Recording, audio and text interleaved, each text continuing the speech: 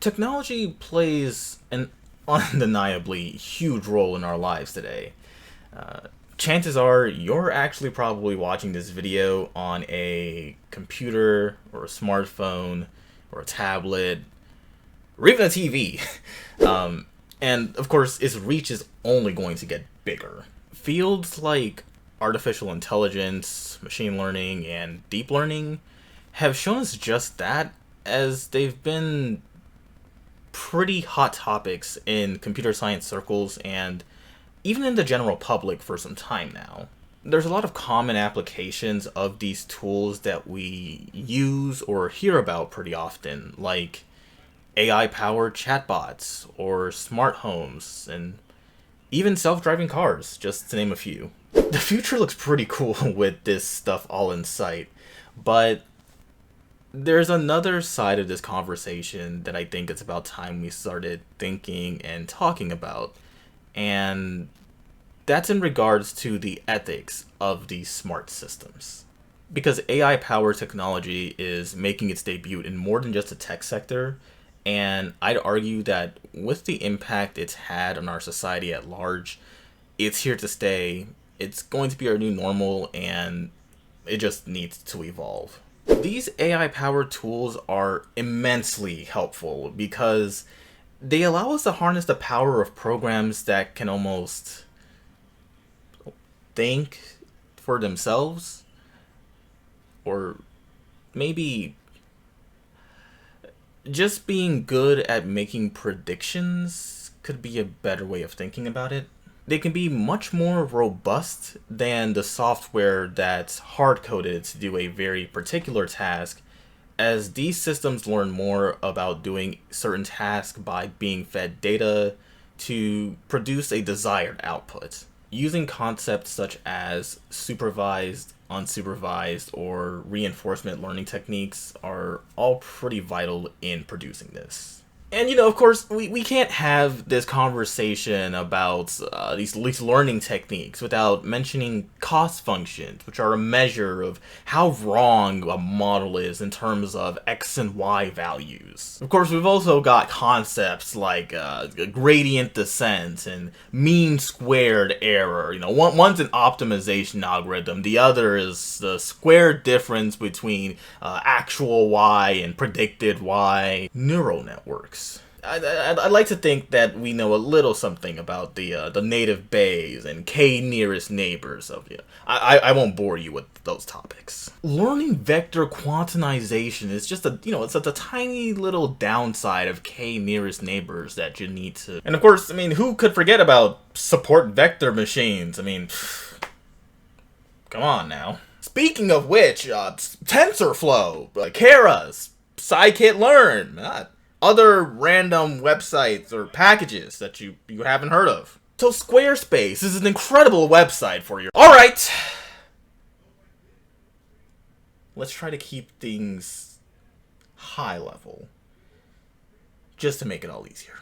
So now this all leads us down the path to understanding the black box concept, which is an especially important conversation to speak about in the field.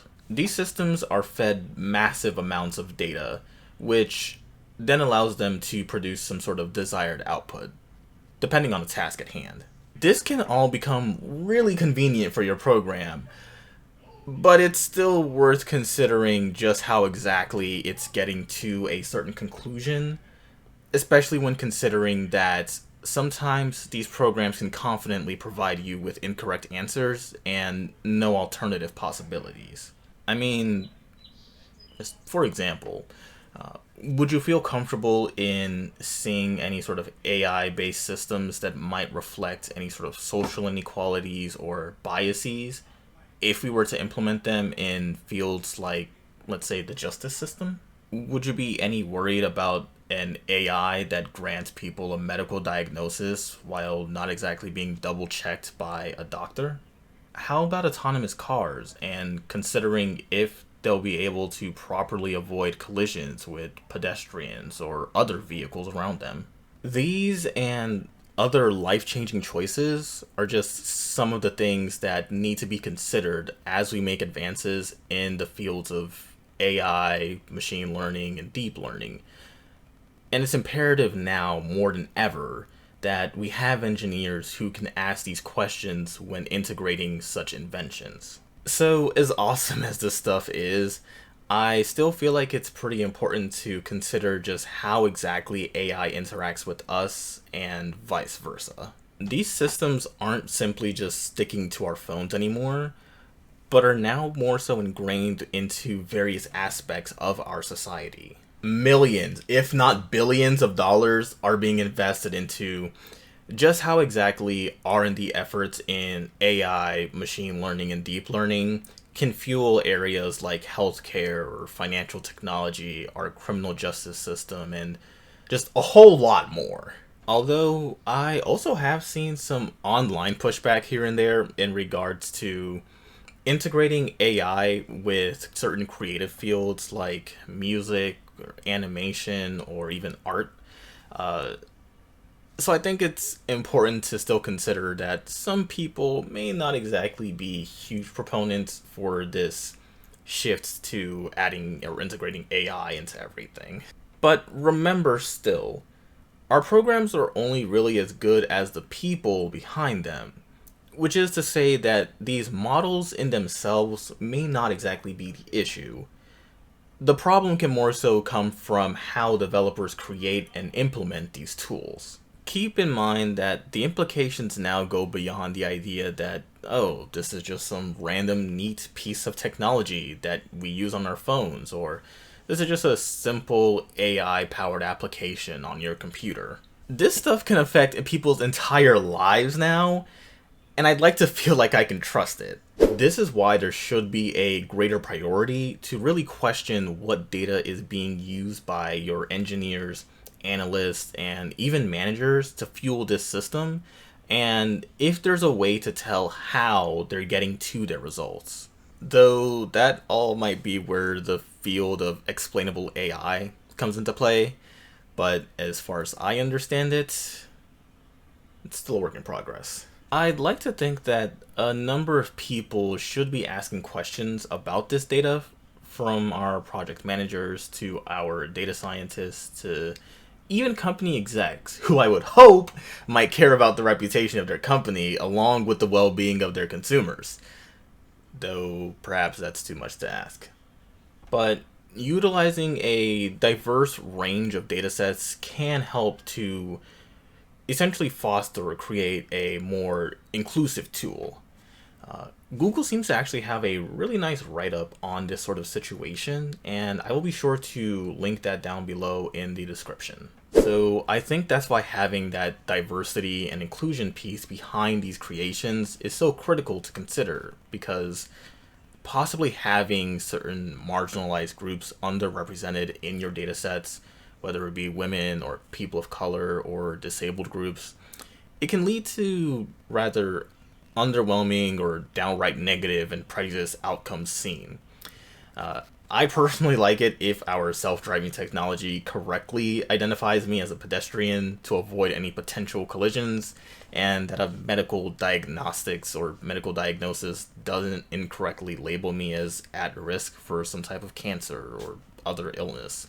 Of course, with this, we should still aim to try and find the right kind of data to use for the job.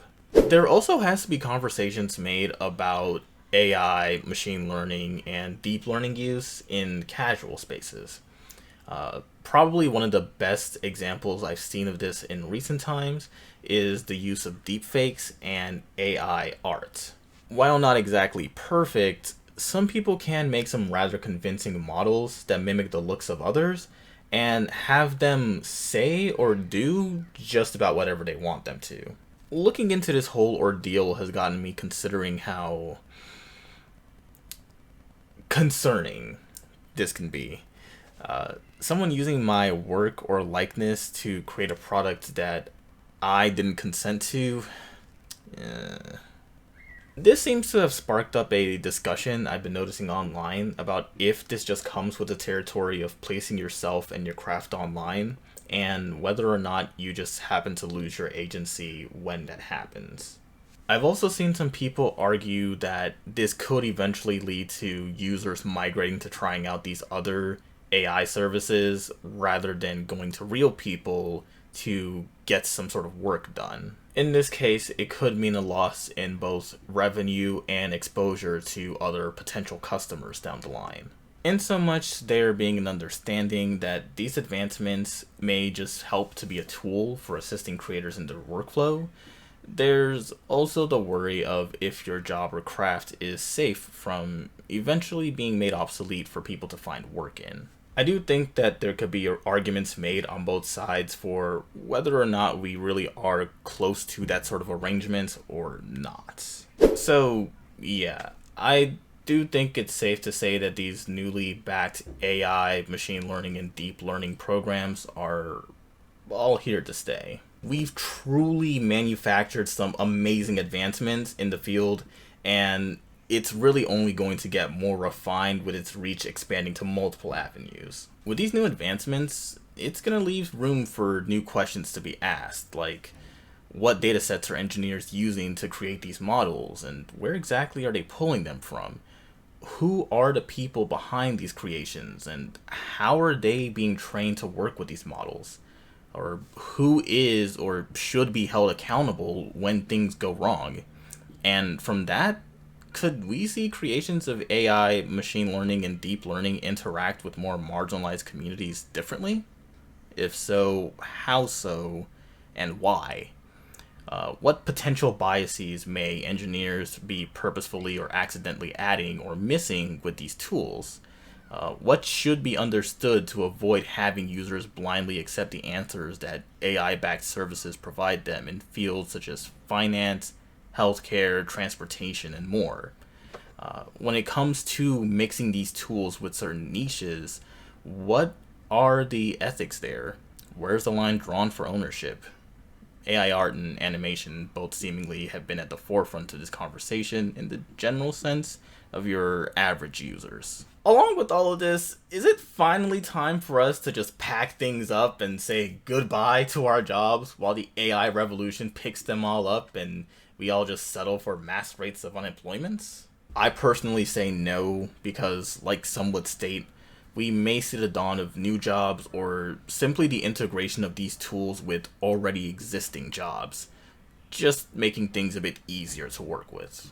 Just like what's being done already in healthcare or even in law firms. Anyways, this topic has basically just been in the back of my mind for a while now, and I think there's some really great conversations starting up online about the ethics, accountability, and scale of AI deployment in both personal and commercial use.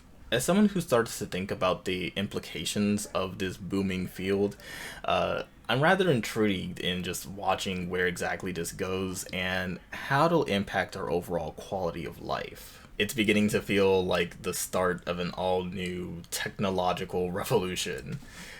So yeah, thanks for watching, and I hope to see you on the next video next time. Bye.